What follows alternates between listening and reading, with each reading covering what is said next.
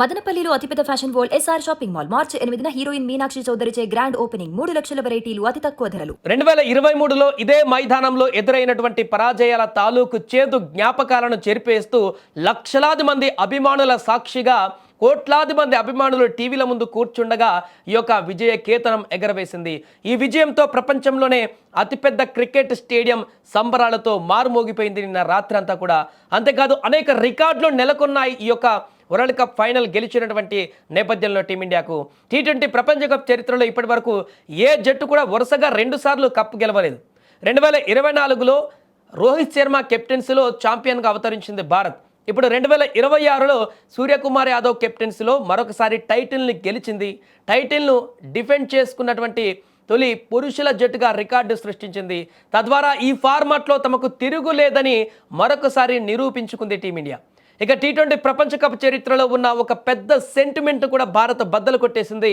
2007లో tourney ప్రారంభమైనప్పటి నుంచి ఏ ఆతిథ్య జట్టు కూడా సొంత గడ్డ పైన ఇప్పటివరకు కప్ గెలవలేదు. ఇన్ని సంవత్సరాలలో దక్షిణాఫ్రికా, ఇంగ్లాండ్, శ్రీలంక, ఆస్ట్రేలియా వంటి జట్లు ఆతిథ్యం ఇచ్చినా కూడా కప్పును ముద్దడలేకపోయాయి.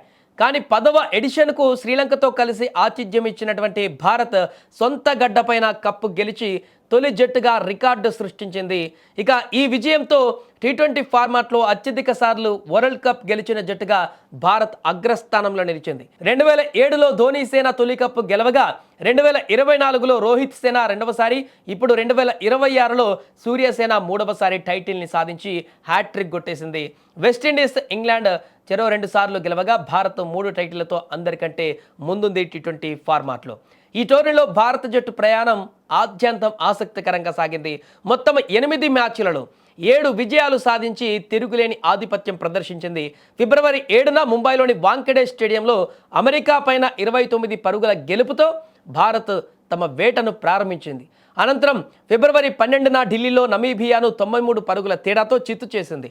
ఫిబ్రవరి 15న కొలంబో వేదికగా చిరకాల ప్రత్యర్థి పాకిస్తాన్ పైన 61 పరుగుల భారీ విజయం సాధించి అభిమానులకు పండగ వాతావరణాన్ని తీసుకువచ్చింది.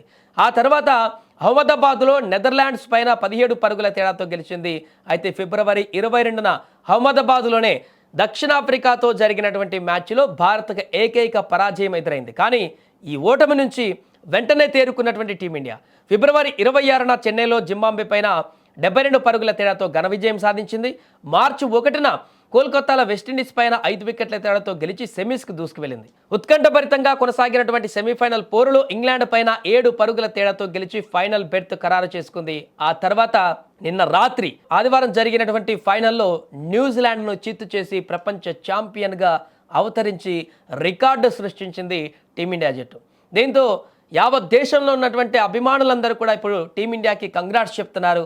సినీ సెలబ్రిటీస్ కానీ, రాజకీయ ప్రముఖులు కానీ ప్రతి ఒక్కరు కూడా టీమిండియా గెలుపు పట్ల పూర్తిగా వారి యొక్క సందేశాన్ని పంపుతున్నారు. వారు కంగ్రాచులేషన్స్ చెప్తున్నారు. భారత్ ఇంత ఘన విజయాన్ని సాధించడం, టీమిండియా టీ20 వరల్డ్ కప్ గెలవడం గర్వకారణం అంటూ కూడా తమ అభిప్రాయాలని వ్యక్తం చేస్తున్నారు.